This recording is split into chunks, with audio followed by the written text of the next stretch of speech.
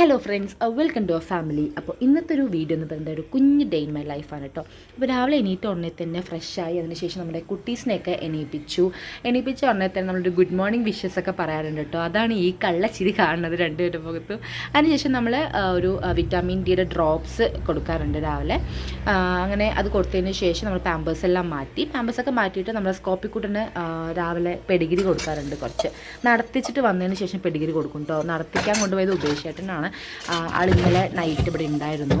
ഇവിടെ വീട്ടിൽ അച്ഛനും അമ്മ ഇല്ല. അവർ ചേച്ചിയുടെ ഡെലിവറി കഴിഞ്ഞിട്ട് ഇന്ന് ഡിസ്ചാർജ് ഡേ ആയതുകൊണ്ട് അച്ഛൻ ഇന്നലെ പോയി. അമ്മ നേരത്തെ തന്നെ ചേച്ചിയോടൊപ്പം പോയിട്ടുണ്ടായിരുന്നു ഹോസ്പിറ്റലിലേക്ക്.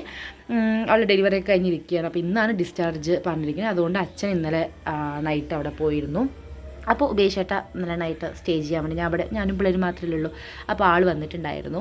അങ്ങനെ രാവിലെ എണീറ്റ് പറഞ്ഞ് ആൾ സ്കോപ്പ് കുട്ടനെ നടത്തിച്ചിട്ടൊക്കെ വന്നതിന് ശേഷം ആൾ നേരെ വീട്ടിലേക്ക് പോയിട്ടോ. ഇനിയിപ്പോൾ വീട്ടിൽ പോയിട്ട് ആൾക്ക് ഫ്രഷ് ആയിട്ട് വേണം ഓഫീസിലേക്ക് പോകാൻ. ഇന്ന് വർക്കിംഗ് ഡേ ആണ്, അതുകൊണ്ട് ആൾ ഇരുന്നില്ല.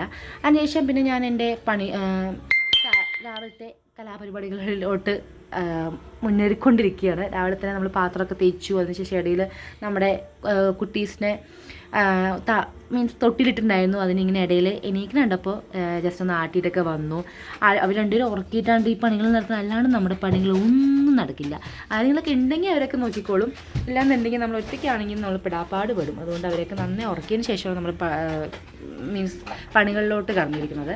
അങ്ങനെ നമ്മൾ ഓരോ റൂമായിട്ട് നമ്മൾ അടിച്ചു വാരി അങ്ങനെ പൊടിയൊക്കെ തട്ടി. നമ്മുടെ കുട്ടീസ് വരില്ല, അപ്പോൾ കുറച്ചും കൂടി ഒരുപാട് നീറ്റാക്കാവുന്ന രീതിയിൽ തന്നെ വിചാരിച്ചു.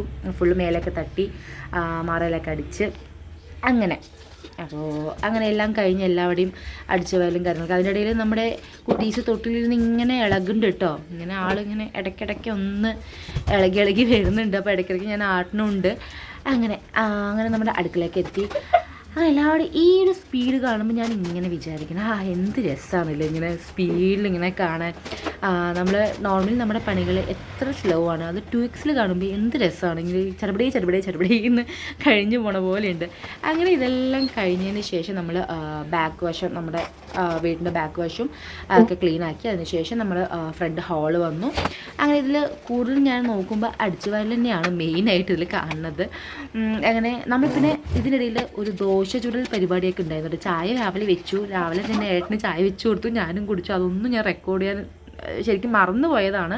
അത് എടുക്കണം എന്നൊക്കെ വിചാരിച്ചിരുന്നതാണ്, പക്ഷെ മറന്നുപോയി. അപ്പോൾ അതിൻ്റെ ഇടയിൽ അതെല്ലാം കഴിഞ്ഞിട്ടുണ്ടോ, ഭക്ഷണമൊക്കെ കഴിച്ച് കഴിഞ്ഞിട്ടാണ് നമ്മൾ ഈ പരിപാടിയിലോട്ട് കടന്നിരിക്കുന്നത്. അതിനിടയിൽ നമ്മുടെ സ്കോപ്പിക്കുട്ടൻ പാവം ഒറ്റയ്ക്ക് ഇരിക്കുകയില്ല. അവൻ എന്നെ കാണുമ്പോഴേക്കും ഇങ്ങനെ ചാടലും പിടിക്കലൊക്കെയാണ്. അങ്ങനെ അവരപ്പം കുറച്ചെല്ലാം കളിച്ചൊക്കെ കഴിഞ്ഞതിന് ശേഷം പുറമൊക്കെ നമ്മൾ അടിച്ചു, മുറ്റം അങ്ങനെ ജസ്റ്റ് നമ്മുടെ സ്ലാബ് ഇട്ട ഭാഗത്തൊക്കെ ഒന്ന് ജസ്റ്റ് ഒന്ന് അടിച്ചു വാരി. അതിനുശേഷം നമ്മൾ ബാക്കിൽ പോയിട്ട് നമ്മളൊരു കുറച്ച് മീനുകളെ നമ്മളൊരു ടബിലിട്ടുണ്ടായിരുന്നു. അതിൽ തീറ്റയൊക്കെ കൊടുത്തു. അങ്ങനെ തീറ്റയൊക്കെ കൊടുത്തപ്പോൾ അവരൊക്കെ ഉണ്ടെന്നില്ല ഉഷാറായിട്ട് ഇങ്ങോട്ട് പൊങ്ങി വരുന്നുണ്ടോ. അങ്ങനെ അതെല്ലാം കഴിഞ്ഞതിന് ശേഷം നമ്മുടെ ഉള്ളിൽ പോയി വാഷിംഗ് ബേസൊക്കെ കഴുകാനുണ്ടായിരുന്നു. അപ്പോൾ അതൊക്കെ കഴുകിയതിന് ശേഷം പിന്നെ നേരെ നമ്മൾ തുടയ്ക്കാം എന്നുള്ളൊരു പരിപാടിയിലേക്ക് എത്തി. ശരിക്കും പറഞ്ഞാൽ നമ്മൾ വീക്ക്ലി 3 പ്രാവശ്യം 4 പ്രാവശ്യം 4 പോയില്ല, ഒരു 3 പ്രാവശ്യമൊക്കെയാണ് ഡെയിലി തുടയ്ക്കുന്നത്, എല്ലാവരും തുടയ്ക്കുന്നത്.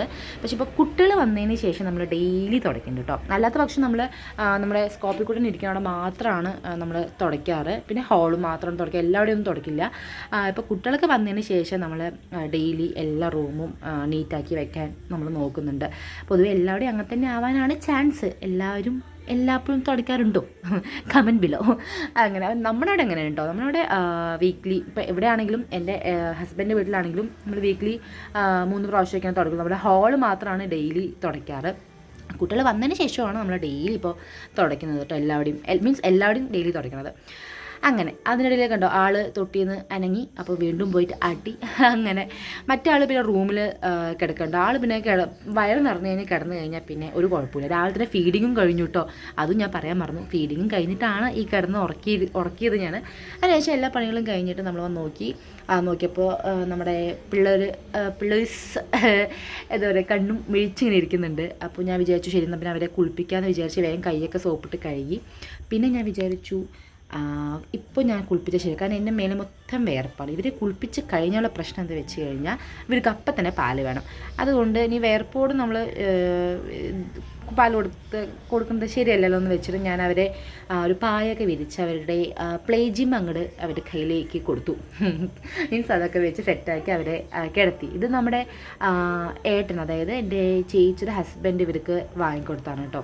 അപ്പോൾ അതിൽ കിടന്ന് കളിക്കാൻ അവർക്ക് ഭയങ്കര ഇഷ്ടം. രണ്ടുപേർക്കും അതിൽ കിടന്ന് കളിക്കാൻ ഭയങ്കര ഇഷ്ടമാണ്. അപ്പോൾ രാവിലെയും വൈകുന്നേരം അവരതിൽ കിടന്ന് കളിപ്പിക്കും.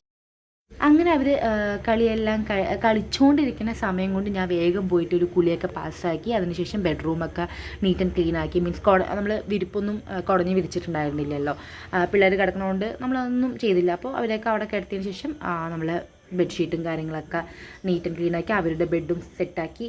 അങ്ങനെ ഇതെല്ലാം കഴിഞ്ഞതിന് ശേഷം നമ്മൾ നെക്സ്റ്റ് പരിപാടി എന്ന് പറയുന്നത് നമ്മുടെ കുട്ടികളെ കുളിപ്പിക്കുക എന്നുള്ളതാണ്. കുട്ടികളെ അമ്മയുള്ളപ്പോൾ അമ്മയാണ് കുളിപ്പിക്കാറ്. ഞാൻ കുളിപ്പിക്കാനുള്ള ലെവലിൽ ആയിട്ടില്ല. അപ്പം ഞാൻ എന്ത് ചെയ്തു വെച്ച് കഴിഞ്ഞാൽ ജസ്റ്റ് അവരെ എന്താ പറയുക തുടപ്പിച്ചെടുത്തു. നന്നായി അങ്ങനെ തുടപ്പിച്ചൊക്കെ എടുത്തതിന് ശേഷം അവർക്ക് ഡ്രസ്സൊക്കെ നന്നായി മാറ്റി, പുതിയ ഡ്രസ്സൊക്കെ ഇട്ട് കൊടുത്തു. പിന്നെ ഒരാൾക്ക് ഫീഡിങ് കൊടുത്തു. ആ ഫീഡിങ് കൊടുത്തിരിക്കും മറ്റാളിങ്ങനെ നോക്കിക്കൊണ്ടിരിക്കും കേട്ടോ. അങ്ങനെ അപ്പോൾ രണ്ടൊരു ഫീഡിങ് കഴിഞ്ഞു. നമ്മുടെ മേക്കപ്പ് സെക്ഷനും കഴിഞ്ഞു. അപ്പോൾ ഇത്രയേ ഉള്ളൂ. അപ്പോൾ എല്ലാവർക്കും വീഡിയോ ഇഷ്ടപ്പെട്ടു എന്ന് വിചാരിക്കുന്നു. ബൈ.